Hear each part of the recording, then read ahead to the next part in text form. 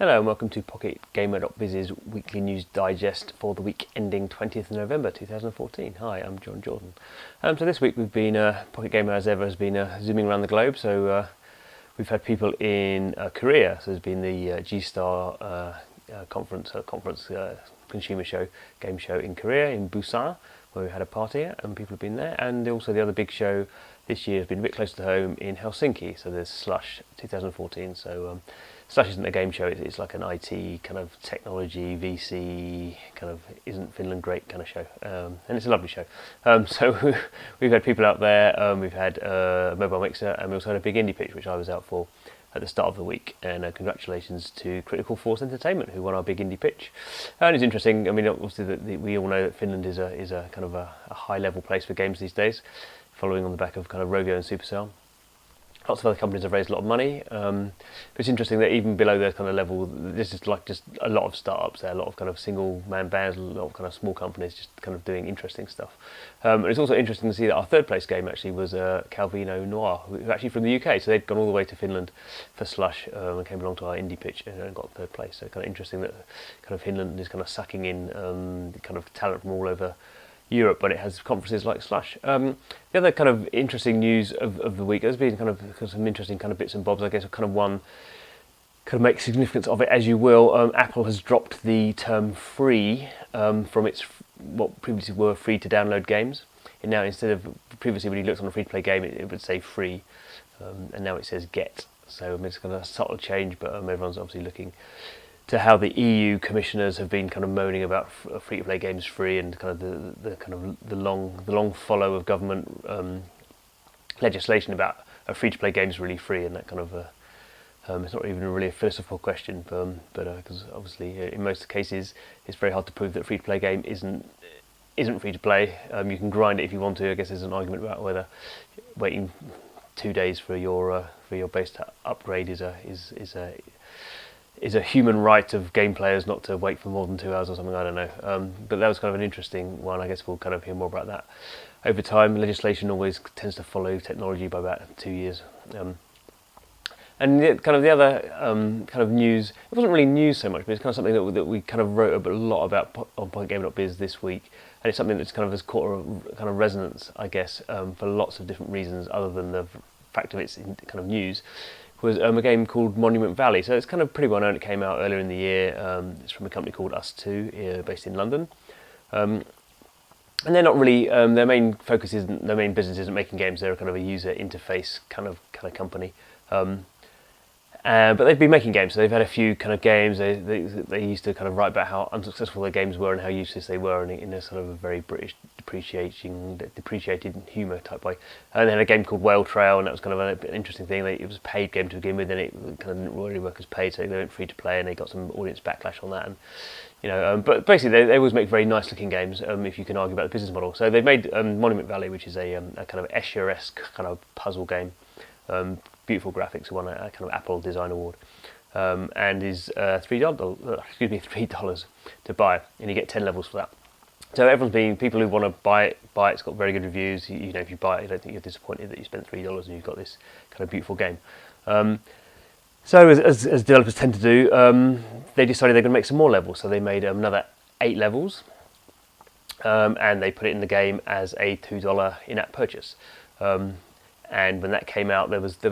I mean, there's different arguments about how kind of how big the backlash was, but there were certainly some players who saw these new 8 levels, loved the game, but kind of thought, we've paid $3 for this game already, and we should. This isn't a download. This isn't downloadable content. This is an update. Updates should be free. This isn't downloadable content. So there were a certain group of people anyway who started 1-starring the game on the App Store. And then there were a certain group of people who thought it's ridiculous that people are 1-starring this amazingly beautiful game, effectively for asking you to pay for more high-level content. So we've been kind of debating this in the broad sense. So we asked our Mavens about it and what they thought, and Keith, Andrew wrote a kind of opinion piece about suggesting this is just kind of the mentality of some people, and I think there's a general idea that Us2 didn't do anything wrong, and that we even had a guy from Us2 on our Mavens group, and he was saying actually the whole thing was a bit overplayed by us journalists. So I guess that's our fault, us overplaying everything. But I think the reason it caught kind of a a kind of an audience is there is this kind of interesting thing that when smartphone games originally came out, they were all paid pretty much, and there became this idea that should you actually charge for updates, because updates is additional content, the developers spent time doing it, and obviously as everything's gone to free, you don't charge for anything anymore, and updates are used as a retention tool, so you kind of regain players who you didn't have, who had kind of dropped off, and now you have an update and you kind of get them back in again. But there still is, an argument, and maybe it'll happen in at a certain point in the future, that as games come back to, or a certain number of games come back to a more paid model, that it becomes a bit more like a console kind of model, where you paid for the original content. If you wanted extra content, extra levels, extra kind of things, you kind of bought them as downloadable content. I guess we'll see how that debate kind of goes and goes. But it's proved interesting, and lots of people seem to have an opinion on whether Us 2 did the right thing in the first place, whether Us 2 could have communicated better with their audience, which I think a lot of people seem to suggest that education of an audience in general about whether your game is free to play and what that means, and whether your game is paid and what that means for updates, is a good thing. And there's equally, I guess, as we seem to talk about every week in these kind of video digests, is this whole kind of idea that's still come from Gamergate, I suppose, the kind of like gamer power, and a certain maybe small group of gamers are very opinionated in certain aspects of the industry, and how they feel that their kind of almost like their consumer rights should be heard more, and developers should be focused on them as gamers rather than maybe business models or what the developer thinks they should be doing. And there is a wider debate about when a game comes out, who owns it? Do the players own it? Do the developers own it? How is that kind of shared between the two? How is kind of money and prestige and fandom and voting and time spent, how are those things kind of split up? And I guess as we go on, it's something that will become more and more precedent as we get into kind of, I guess, certainly free-to-play games, and now games as a service. So it becomes a bit like Facebook. Who owns Facebook? Is it Facebook, or is it the audience of people who use Facebook? And how is power distinguished, or how is power kind of shared between those two groups? Obviously, the whole thing is if something's for free, or you don't get anything in the world for free. So if something says it's for free, then if it's using you as its kind of your kind of time as its business model, then some is getting money out of that. So how should you kind of be kind of dealt with in that situation? But another kind of interesting point is another interesting column from our statesider Carter, who kind of tried to take or use the debate going on with Monument Valley, and also kind of linked it in, or tried to link it in, or tried to look at the if there were any kind of cross kind of arguments about Taylor Swift and Spotify. So obviously, famously as well, Spotify is a free music service. You can get a subscription on it, but most people just use it for free and listen to some adverts. And obviously for them that's great. They're getting all the music for free. Pretty much all bands are on there now. But Taylor Swift, obviously probably the number one earning American singer this year, and probably over the last couple of years as well, decided she wasn't making enough money. There's a big argument about exactly how much Spotify were paying her. They say quite a lot.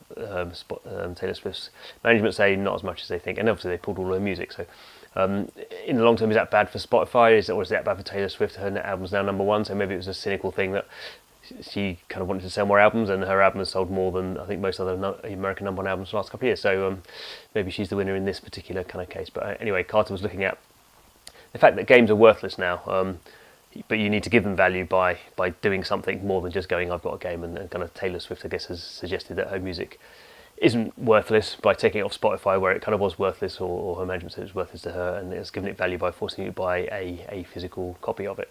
And maybe in obviously games you can't do that, but Carter's kind of suggesting this is kind of whole thing, ongoing thing between kind of value and worth, and those things that have different meanings, different people, and developers have to focus less about the fact they spent $1 million making a game, and much more about what the value of that game can mean to an individual person. Maybe one who isn't going to pay in an in-app purchase, but how you can maybe give them advertising, or how you can get them to buy a t-shirt, or obviously that's something that's happened in music quite a lot. Music's kind of gone free, but people are paying to go see bands and buy merchandising and kind of, I guess we would call it ancillary rights, which is something that's kind of coming up in lots of business models as everything goes to free. So there we go, quite a philosophical kind of news roundup this week, but that's where we are. Sometimes we're philosophical. Maybe it's a bit more hard news next week. Let's wait and see. See you next week.